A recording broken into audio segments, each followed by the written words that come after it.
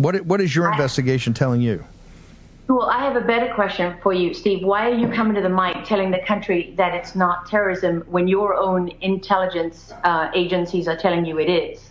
And I know they are, because I didn't make this up. These are not my words, right? I'm talking to people who are on the inside, some who are on active duty, some who are retired, and everyone, literally, from critical infrastructure in Department of Homeland Security to the intelligence agencies, they know there's no other. This is a cyber attack on a critical infrastructure corridor for the United States. This is, for those people who think this is just a river, this is in Baltimore, what does this matter? You don't know anything about what you're talking about. The I-94 corridor on the eastern seaboard is literally what connects the north and south. And when I talk about hazardous materials, right, this is a brilliant, well-planned strategic attack on one of the most important supply chains in the United States of America. Information from the Dali's Voyage data recorder, or what we call a VDR, was successfully recovered on the morning of the accident by the U.S. Coast Guard. It was provided to the NTSB upon our arrival.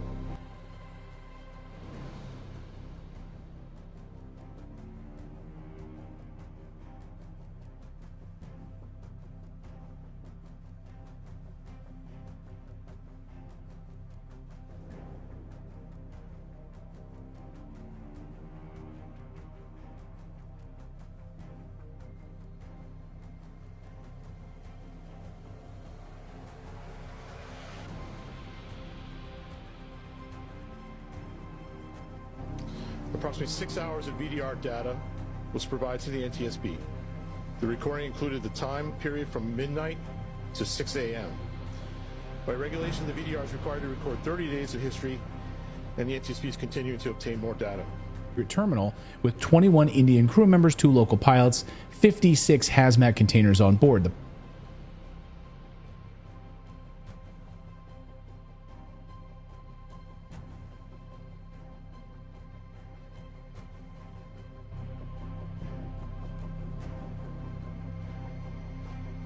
The times expressed below, as recorded by the VDR and converted to local Eastern Daylight Time.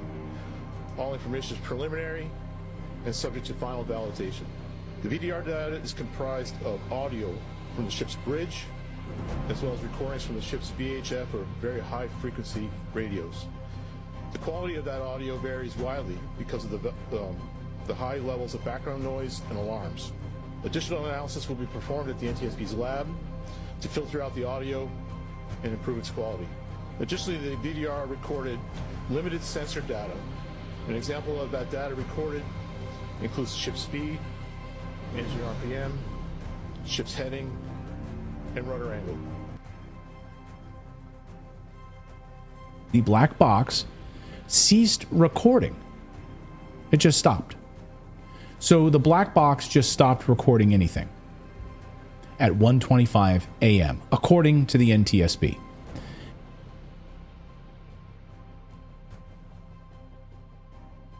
As well as some alarm information. NTSB engineers are working to identify and validate all of that data. The VDR recorded the ship's departure from Seagirt Marine Terminal at approximately 12:39. Okay, so it's coming off the dock there and heading out.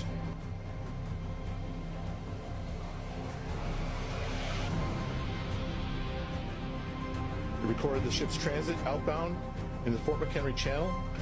So now this is where things, to me, get really interesting. And the striking of the Francis Scott Key Bridge.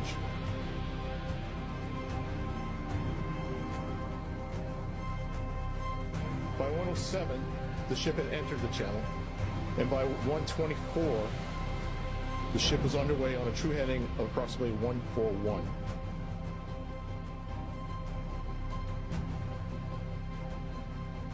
At a speed of over ground of approximately 8 knots, or 9.2 miles per hour. At 0124 and 59 seconds, numerous audible alarms were recorded on the ship's bridge audio. You can see at about the 12-second mark. So this is going to go on for about 30 seconds. Okay, there's power loss number 1.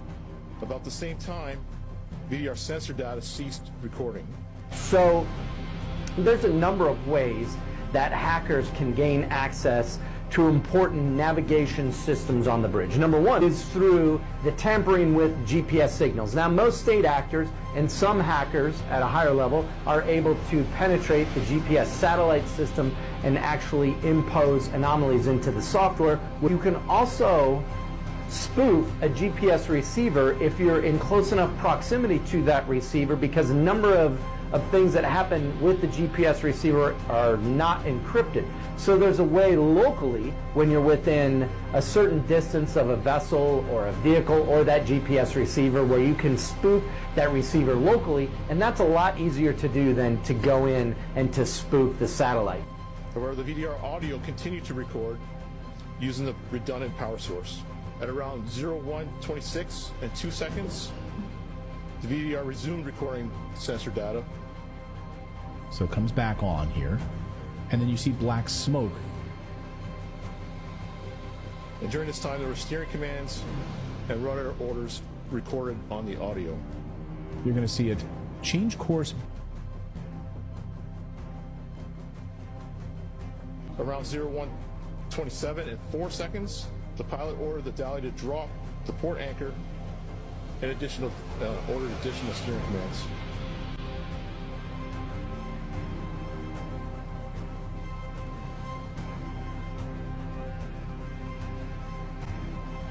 Around this time, MDTA data shows the following also occurred. Their duty officer radioed 2 of their units that were already on scene due to construction on the bridge, 1 on each side of the bridge, and ordered them to close traffic on the bridge. All lanes were then shut down by MDTA.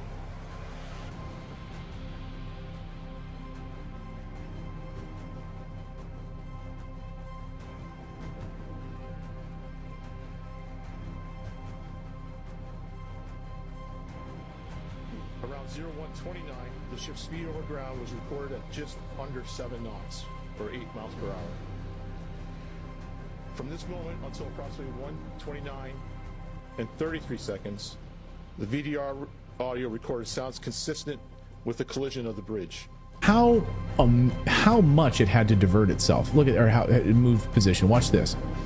So let's keep playing this here. Like how much it had to swerve in order to hit this pylon. Total change of direction when you see it in that kind of speed. With that kind of movement. Really crazy to look at. Additionally, around this time, MDTA dash cameras show the bridge lights extinguishing. Additional analysis of the VDR audio in comparison with other time sources will be needed to determine the exact time of contact between the Dali and the bridge. Audio only. That's it. Nothing else.